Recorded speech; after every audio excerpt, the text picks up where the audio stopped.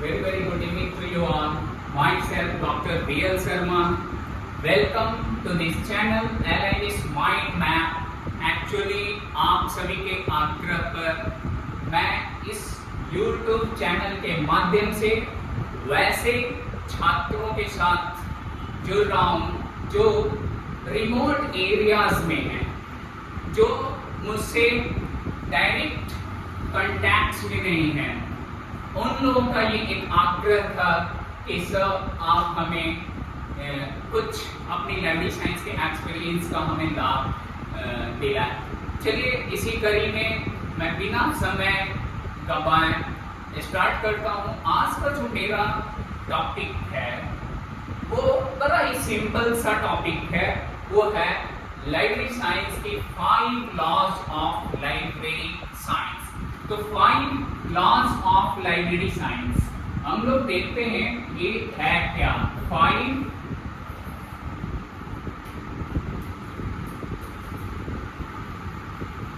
Laws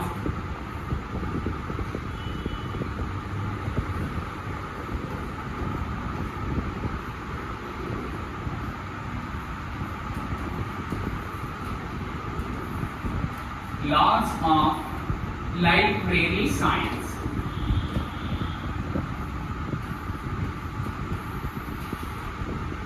ये 5 laws of library science actually बड़ा simple सा टॉपिक, लेकिन इस टॉपिक में हमें क्या छोड़ना है और क्या विशेषताएं, कैसे हम किसी कॉम्पिटिशन्स को क्रैक्स करेंगे, यह बहुत इंपॉर्टेंट है। जैसा कि हम सभी लोग जानते हैं कि 5 laws of library science doctor S R. Ranganathan के द्वारा दी गई। इस लॉ को दिया डॉक्टर एस.आर. रंगनाथन ने।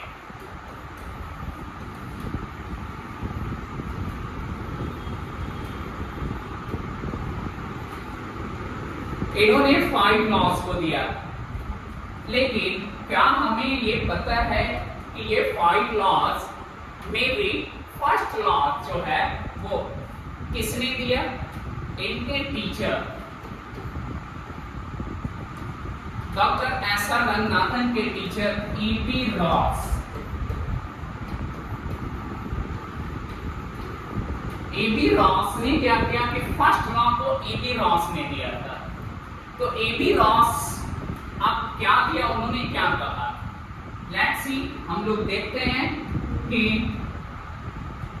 ये हमारा क्या है, पहले 5 लॉज और कैसे इसकी शुरुआत हुई और क्या हम लोग इसे जानने की कोशिश हम लोग करेंगे। फर्स्ट लॉ जैसा हम जानते हैं कि books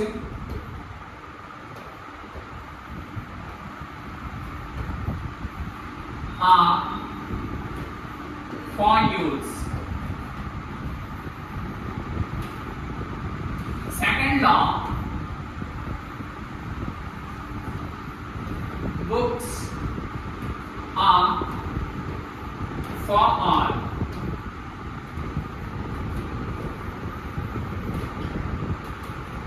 Every book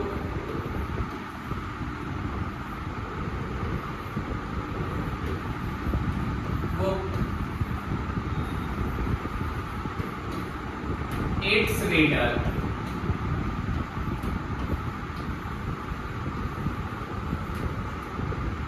Save the time of the reader।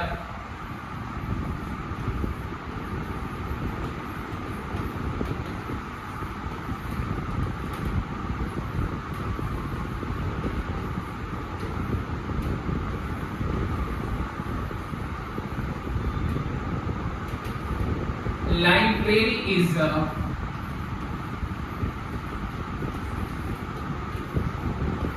growing organism।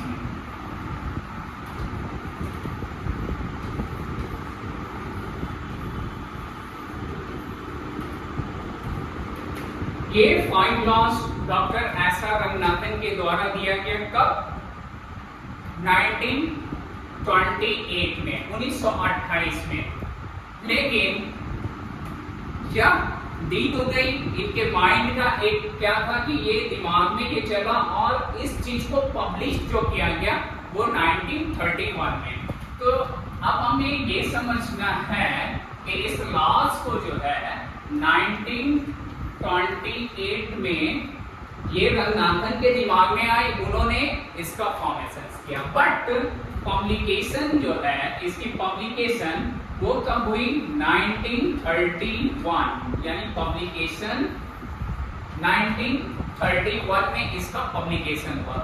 बात यहाँ तक तो कॉमन सी है, लेकिन अब कहते हैं कि हमारा कॉम्पिटिटिव पॉइंट ऑफ व्यू से हमारा क्या क्वेश्चंस होगा, किस तरह से क्वेश्चंस होंगे, कुछ नई चीजें क्या आएगी, नई कुछ ऐसी चीजें जैसे बुक्स आर फॉर यूज।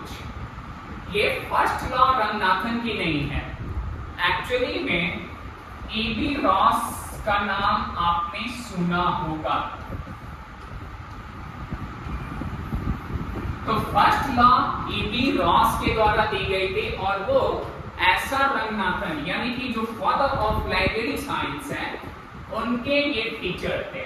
इनके टीचर थे doctor S R Ranganathan. Doctor S R Ranganathan के टीचर, ये EB Ross doctor S R Ranganathan के टीचर रहे हैं मैथमेटिक्स के। उन्होंने फर्स्ट लॉ दिया था बुक्स आर फॉर यूज। इसी कड़ी में उनके दिमाग में ये बात आई कि अगर बुक्स यूज के लिए है तो और भी कुछ इसमें ऐड किया जाता है। और रंगनाथन ने क्या किया कि अन्य फोल्ड लॉ को दिया, यानी कि यह जो फोल्ड लॉ है ये एक्चुअली जो रियल में है ये रंगनाथन की दी हुई है, जबकि यह बुक्स आर फॉर यूज जो है वो ईबी रॉस की। ये फोर जो लॉ है ना, उसमें हम लोग समझने की कोशिश करते हैं। अब यहाँ पर आप देख रहे होंगे कि एवरी रीडर, बहुत सारी आपने पुस्तकों में देखा होगा कि every reader is her book, right? This is the corollary. ये प्रीवियस में भी क्वेश्चन पूछा जा चुका है कि आप कोरोलरी ऑफ द, है ना, सेकंड लॉ। तो सेकंड लॉ का जो कोरोलरी है वो हमारा क्या है? Books are for all. इसलिए मैंने इसे लिखा। आप जब बुक में पढ़ते होंगे डिफरेंट बुक्स में, 80% बुक्स में वो क्या यहाँ पर मिलता होगा? यह मिलता होगा कि आपका every reader is her book, is her book, right? तो ये अब क्या हो गया कि इसकी कोरोलरी अभी क्या समझना है, टेक्निक्स। तो ये क्या हो गया कि फर्स्ट लॉ हम लोगों ने यहां समझने की कोशिश किया, दिस इज द कोरोलरी। आगे अब हम लोग बात करते हैं कि एवरी बुक इट्स रीडर, ये जो third law, save the time of the reader and library is a growing organism. तो ये तो 5 लॉज, यानी इट मींस कि ये 4 लॉज उन्होंने दिया, but credit goes to doctor S R Ranganathan, है ना? ये दिस लॉज पर भी, इस लॉ पर क्या है कि उनका ही क्रेडिट जाता है क्योंकि उनके गुरु ने दिया और इस चीज को उन्होंने अपनी बुक में क्या किया? इंक्लूड किया। बट अभी एक बात और ये इंपॉर्टेंट है कि ये फर्स्ट लॉ हम लोगों ने समझा, राइट? क्या ये 5 लॉज के अलावा फिर हमारा जो है बुक्स के लिए है क्या? तो बुक्स के लिए अगर हम बात करें तो बिल्कुल देखते हैं हमारे 6th लॉ। 6th लॉ भी है जो कई बार क्वेश्चंस पूछे गए हैं, और वह 6th लॉ हमारा क्या है? तो चलिए लेट्स सी कि हम देखते हैं ये 6th लॉ हमारा क्या है। 6th लॉ जो है वो आपने पढ़ा ही होगा संभवतः, उन लोगों के लिए जो शायद, है ना, नहीं वो देख पाए उनके लिए। तो देखिए यहाँ पर जेम्स रेटिंग का नाम आता है, राइट? इन्होंने 6th लॉ को दिया। क्वेश्चन थोड़ा डिफरेंट, हमें क्या करना है कि क्वेश्चंस हमारे डिफरेंट होंगे, है ना, और कुछ ऐसा जो हटकर हमें वो चीज तैयारी करनी है। तो 6th लॉ क्या है? Every reader is her freedom. Every reader is her freedom. अब यहाँ पर every reader is her freedom मतलब उससे स्वतंत्रता, सभी पाठकों को क्या होनी चाहिए कि पढ़ने के लिए स्वतंत्रता भी होनी चाहिए, इसकी भी स्वतंत्रता। तो ये रेटिंग्स का, तो ये क्वेश्चंस पूरा डिफरेंट ना। अब हम बात करते हैं कि सिर्फ सिक्स्थ लॉ पर ही नहीं, सिक्स्थ एंड सेवेंथ लॉ की भी मैं बात करता हूं कि वह भी हमारे क्वेश्चंस यानी sixth and seventh law, sixth and seventh law किसने दिया? इसके लिए पेकारी नेम का नाम आता है, पेकारी नेम एंड कोरोनेम।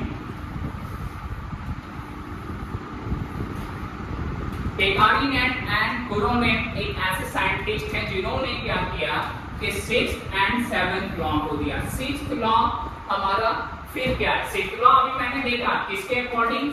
रेटिंग के अकॉर्डिंग। तो रेटिंग के अकॉर्डिंग क्या है कि वो every reader his her freedom, और इसके अकॉर्डिंग इनके अकॉर्डिंग पेकारी एंड क्यूरोनेम के अकॉर्डिंग हमारा क्या है? ये कहते हैं कि every reader his her library. अब कहते हैं ये कि एवरी रीडर के लिए every reader his her library, यानी अब क्या इनका कहना है कि एवरी रीडर के लिए क्या हो? लाइब्रेरी हो। ये इनकी थ्योरी है, प्रिंसिपल्स ना। अब सेवेंथ लॉ इन्होंने क्या दिया कि कोई ऑथर है, इट मींस कि अगर कोई भी ऑथर है, सपोज दैट कि मान लिया जाए कि डीएल शर्मा ही एनालिस्ट माइंड मैप बुक को लेगा सपोज, तो अगर ऑथर है तो ये कंट्रीब्यूट टू द लाइब्रेरी, यानी कि राइटर्स कंट्रीब्यूट टू द, यानी ऑथर और राइटर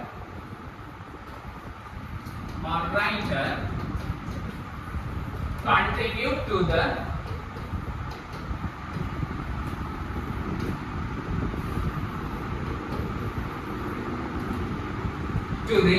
लाइब्रेरी,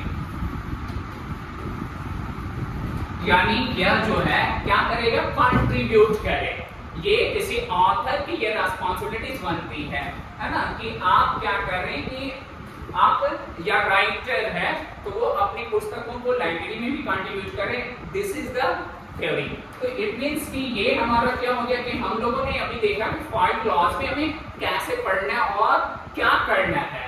तो इट इज वेरी इंपॉर्टेंट। मैं चाहता हूं कि इस तरह के अगर है ना YouTube चैनल्स पे आप इंफॉर्मेशन को चाहते हैं अपने नॉलेज के लिए, तो आपके आग्रह पर जो इस चैनल को मैंने स्टार्ट किया है, पुनः कोशिश करूंगा कि कुछ ऐसे टॉपिक्स के साथ आऊं, कुछ ट्रिकी मेथड से भी आऊं, और ये मेरा प्रयास होगा। तो that's all. Thank you so much. पुनः हम लोग मिलते हैं। Thank you.